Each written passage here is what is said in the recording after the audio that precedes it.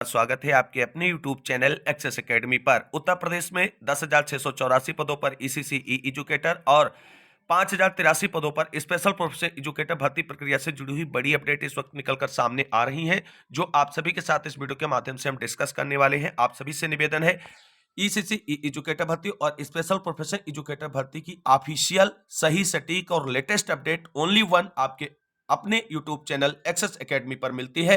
तो जो भी भाई बहन चैनल से अभी तक नहीं जुड़े हैं, फटाफट चैनल से जुड़ जाएं, क्योंकि आप सभी को सही सटीक इस भर्ती की जानकारी हमेशा अवेलेबल कराई जाती रही है और आगे भी कराई जाती रहेगी। और ए टू जेड जानकारियां इस भर्ती से रिलेटेड आपको ऑफिशियल रूप से यहां पर डिस्कस की जाएंगी।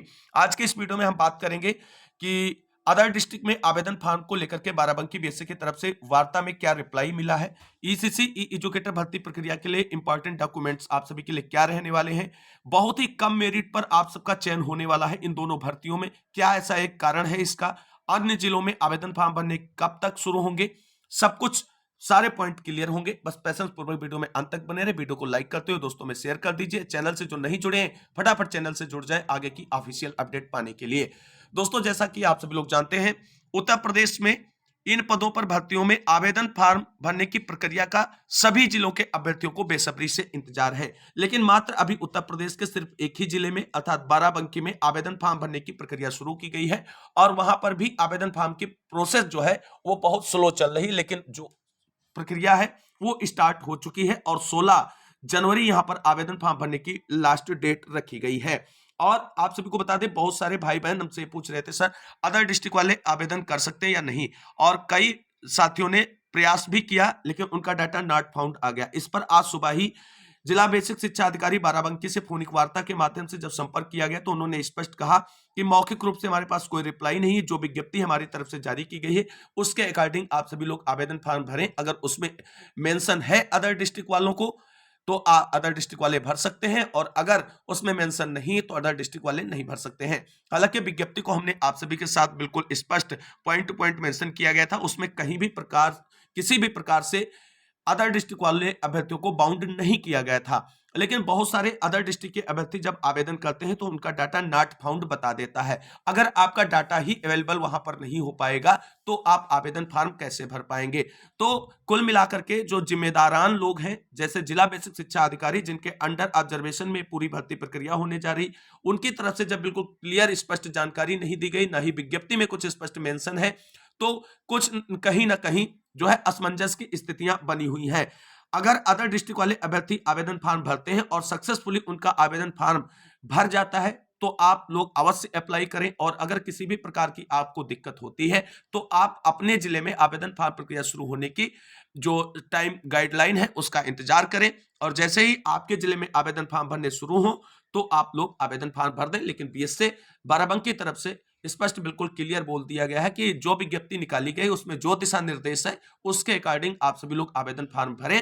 हमें मौखिक रूप से इसके बारे में कुछ भी नहीं पता है कि अदर डिस्ट्रिक्ट अलाउ है या नहीं है, तो ये चीजें बिल्कुल क्लियर है। अदर डिस्ट्रिक्ट वाले ट्राई करना चाहे कर सकते हैं, आवेदन फॉर्म भर जाए तो भर सकते हैं, लेकिन हमेशा चैनल के माध्यम से आपको ये सजेस्ट किया गया है कि 10,000 रुपए मात्र पर मंथ आपको सैलरी मिलेगी। इतनी सैलरी में आप अदर डिस्ट्रिक्ट में सर्वाइव नहीं कर पाएंगे अगर अंतिम रूप से आपका चयन होता है वहां पर ईसीसी ई एजुकेटर या स्पेशल प्रोफेशनल एजुकेटर के रूप में। तो इससे बेहतर होगा अपने ही जिले में आवेदन करें, जिससे आपको लोकल का विद्यालय मिले और आप सर्वाइव कर पाए, क्योंकि आगे आपको इसमें अध्यापन का कार्य भी करना है, प्रतिदिन आपको विद्यालय भी जाना होगा। तो ये सारी चीजें समझकर वहीं दोस्तों आप सभी को बता दें कि ये पॉइंट यहां पर सभी के लिए इंपॉर्टेंट है, सभी 75 जिलों के लिए। बहुत ही कम मेरिट पर आप सभी का होगा चयन। वो कैसे कैसे होगा कम मेरिट पर? दोस्तों आप सभी को बता दें, आवेदन फॉर्म 1 तारीख से बाराबंकी जिले में भरे जा रहे हैं और अभी तक बहुत कम मात्रा में आवेदन फॉर्म जो है वो भरे गए हैं, जिसका साक्ष्य आप सभी लोग यहां पर देख सकते हैं।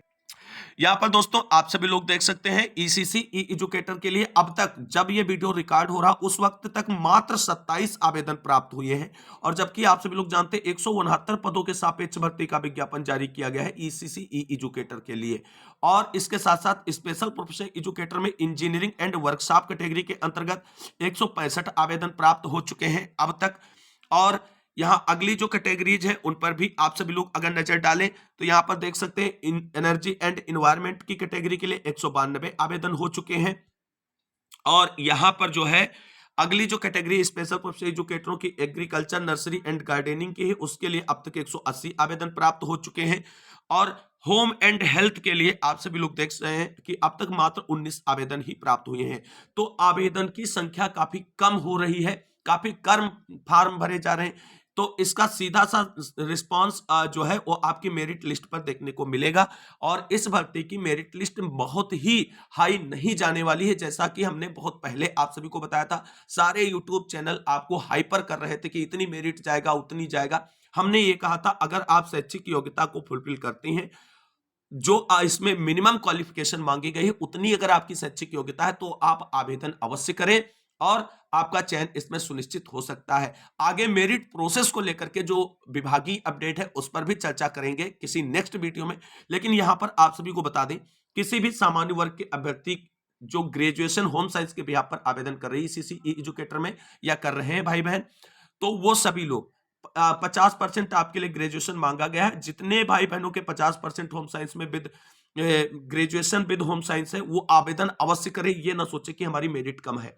और आरक्षित वर्ग के अभ्यर्थियों को 5% रिलैक्सेशन है, तो वो 45% जिनकी ग्रेजुएशन में जो अंक है वो बन है, वो आवेदन अवश्य करें।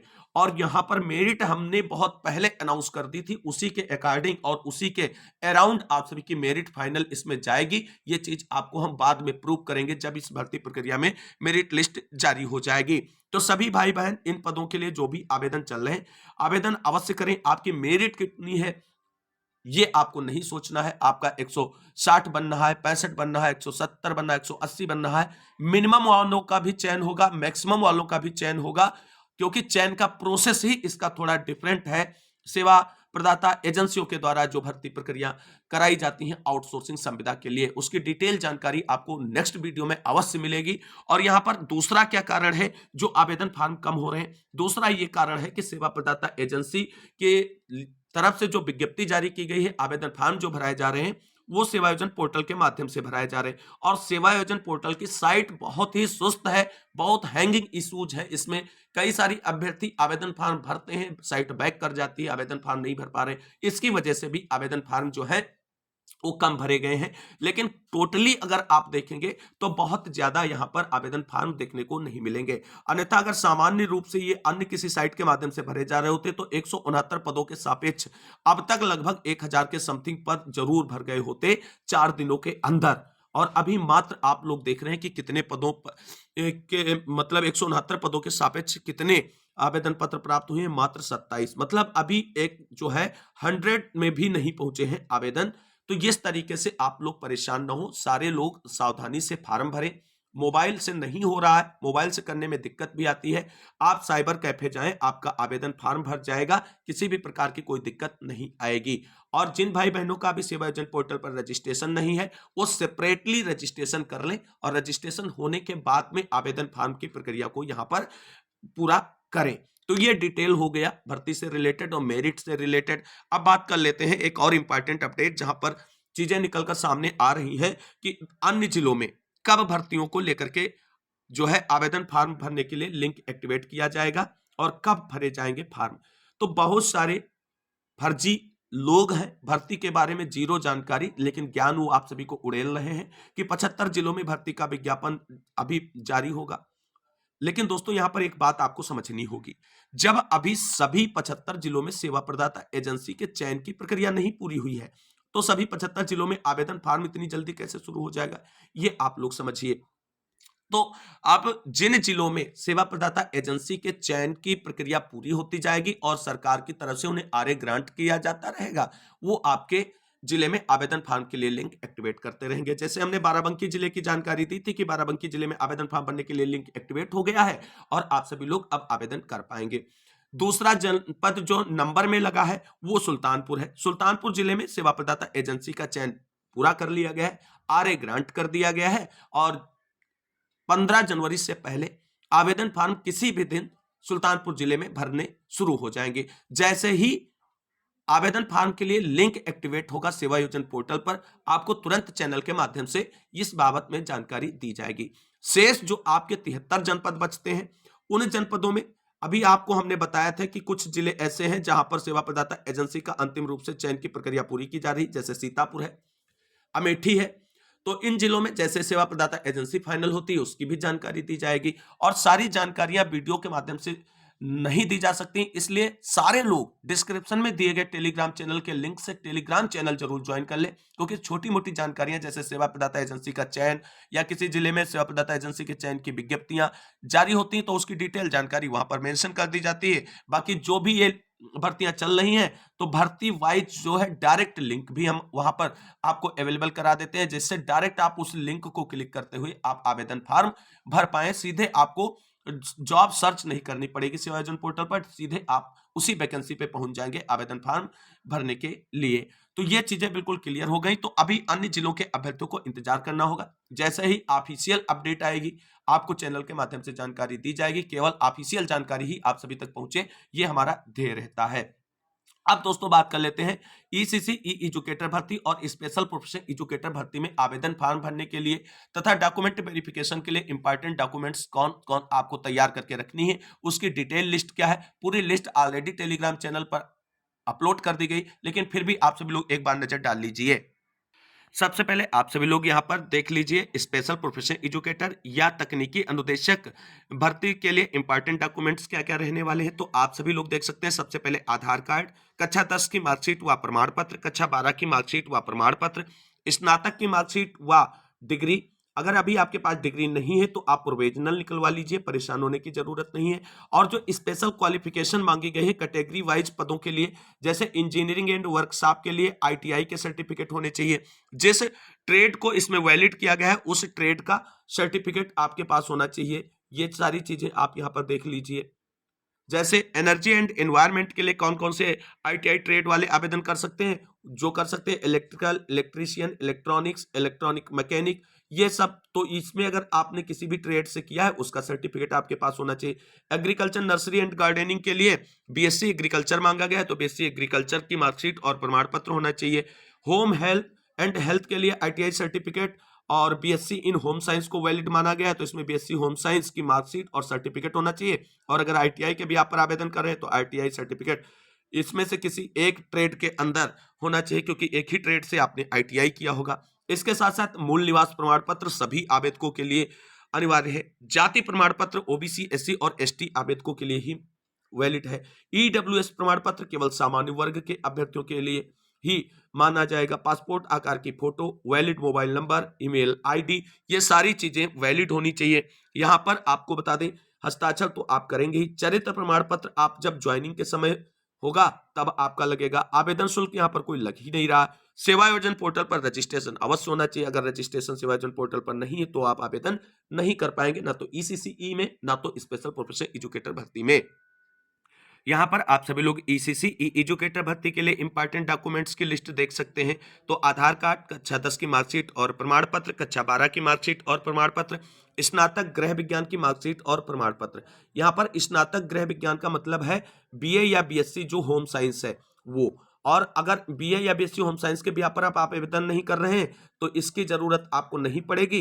फिर आप एनटीटी की मार्कशीट या प्रमाण पत्र लगाएंगे, यानी जिस भी पर आप आवेदन कर रहे हैं ईसीसी एजुकेटर के लिए वो मार्कशीट और प्रमाण पत्र लगेगा। जैसे सीटी के रूप में सीटी के भी पर कर रहे हैं तो सीटी की मार्कशीट और प्रमाण पत्र लगेगा। और अगर डीपीएससी के आधार पर कर रहे हैं तो डीपीएससी की मार्कशीट या प्रमाण पत्र लगेगा। और एक बात ध्यान रखना कि जिस भी आपकी डिग्री में मार्क्स अधिक हो वही आपको यहां पर अप्लाई करनी है, क्योंकि ये मेरिट की भर्ती है तो अधिक मार्क्स वालों के चांसेस अधिक रहते हैं चयन के।